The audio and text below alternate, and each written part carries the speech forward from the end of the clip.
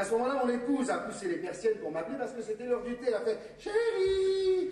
J'adore quand elle fait ça. Ça fait 33 ans que ça dure et je ne me rase pas. Et puis, je vais vous dire, quand elle m'appelle chérie, j'oublie instantanément mes ennuis d'argent. Si, parce que quand elle m'appelle chérie, je me sens riche. Ah bah tiens, chérie riche. Vous voyez, encore une.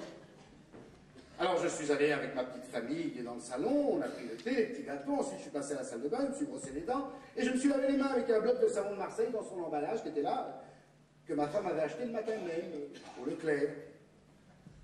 Et c'était marqué dessus, le savon de Marseille. Et je me suis dit, tiens, dans un truc aussi quotidien, aussi banal que le savon de Marseille, est-ce que Dieu, dans ces 4 mots, une grande banalité, aurait mis quelque chose d'intéressant? Alors, je suis allé dans mon bureau, j'ai pris des lettres de Scrabble, et j'ai mélangé tout ça. Et au bout d'un quart d'heure, je me suis aperçu qu'avec exactement les mêmes lettres, on pouvait aussi écrire « Lavez le monde si sale ».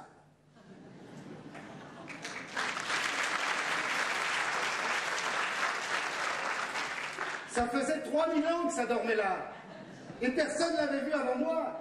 3000 ans depuis que les Romains avaient volé la recette du savon en Syrie pour l'implanter à Marseille et en faire une industrie prospère, et personne avant moi ne l'avait vu. Oh, j'étais vachement fier de moi. Bon, je me suis dit, si l'anagramme dit comme ça la vérité, il faut que je cherche des anagrammes sur toutes les choses et surtout sur tous les gens.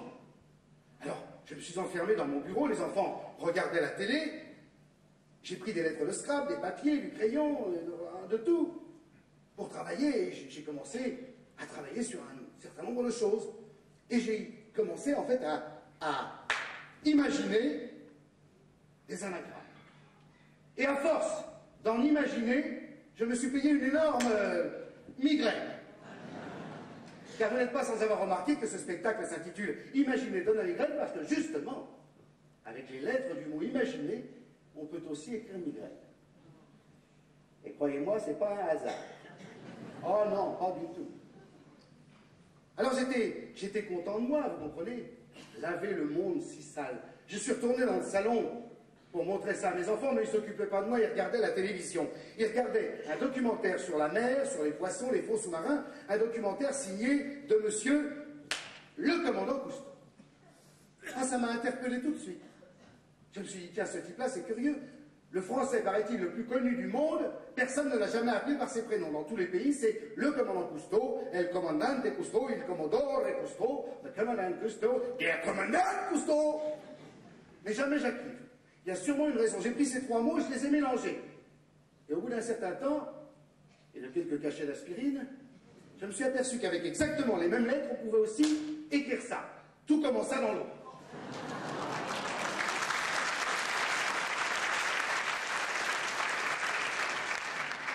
C'était sa raison d'être à lui, son chemin de vie, ce que Dieu avait mis dans les lettres de son nom.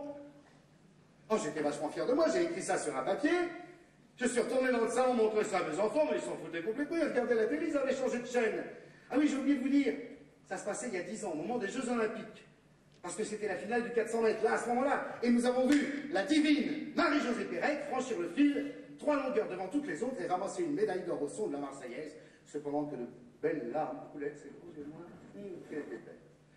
Et ça m'a repris, je me suis dit, mais Marie-Josée Pérec, il y a 30 ans, 28 ans, qu'elle s'appelle Marie-Josée Pérec, quand on l'a portée sur les fonds baptismaux, qu'on a sacralisé son nom, ce petit bébé de 3 kilos qu'on a appelé Marie-Josée Pérec, est-ce que Dieu ne serait pas venu en douce glisser quelque chose d'intéressant dans les lettres de son nom? Alors j'ai mélangé Marie-Josée Pérec et j'ai trouvé ça. Première à CJO. Ça venait de se passer devant moi, là, une médaille d'or. 4 ans après, 2 médailles d'or. Elle était toujours première à CJO. Vous me ferez remarquer que 4 ans après, elle a fait un nervous breakdown et elle a quitté les Jeux Olympiques sans courir. Mais curieusement, les records qu'elle a battus pendant les 2 premières Olympiades n'ont jamais été battus au cours des suivantes. Ce qui fait qu'elle est toujours, quoi qu'il arrive, pour l'instant, première à CJO. Là, je me suis dit, il ne faut plus que j'arrête. L'anagramme dit vraiment la vérité, ça se passe sous mes yeux, j'en suis le témoin, il faut que je continue. Et j'ai passé toute la fin de l'après-midi et toute la soirée à faire des anagrammes. Vers minuit, j'en pouvais plus, j'avais déjà pris 72 aspirines, je me suis arrêté, je suis allé dans le salon, tout le monde dormait, même le chien, j'ai allumé une cigarette, j'ai pris un petit whisky, puis j'ai regardé les dernières nouvelles à la télé, et là on me parlait de Bernard Tapie. Vous vous souvenez de Bernard Tapie? Mais si, homme d'affaires douteux, devenu ministre, puis ensuite un peu escroc, et puis un peu condamné, et puis acteur maintenant, donc un homme heureux, il est sur une scène. Et le commentateur du journal télévisé disait « La seule question que se posent tous les journalistes ce soir, c'est de savoir si mardi, après son entrevue avec le juge Montgolfière, Bernard Tapie ira ou non en prison. » Nous étions le samedi soir, 72 heures avant. Je me suis dit, s'il doit aller en prison, ça doit être marqué dans les lettres de son nom. Alors j'ai cherché, j'ai passé toute la nuit sur Bernard Tapie. Oh non, on trouve bien tout à l'heure, rassurez-vous. À 6 heures du matin, j'ai secoué ma femme, je lui ai dit, chérie, Bernard Tapie va être emprisonné demain. Elle m'a dit, t'en es sûr? Ah, je lui ai dit, regarde, c'est dans les lettres de son nom. Bernard Tapie, départ en avril.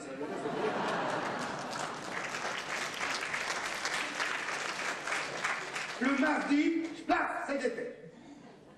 Alors là, je suis devenu un fou des anagrammes, et j'en ai fait un certain nombre. Et puis le temps a passé, et nous sommes arrivés à cette merveilleuse année 2002 où nous avons eu tant d'élections législatives, municipales, etc., etc. On se régale avec les hommes politiques, avec leurs slogans. Tenez, au hasard, tiens, on tape dans les mains, Laurent Fabius, ministre des Finances de Jospin. Laurent Fabius a le nom prédestiné pour être ministre des Finances et nous piquer notre pognon, ça donne ça. Hop, naturel abusif.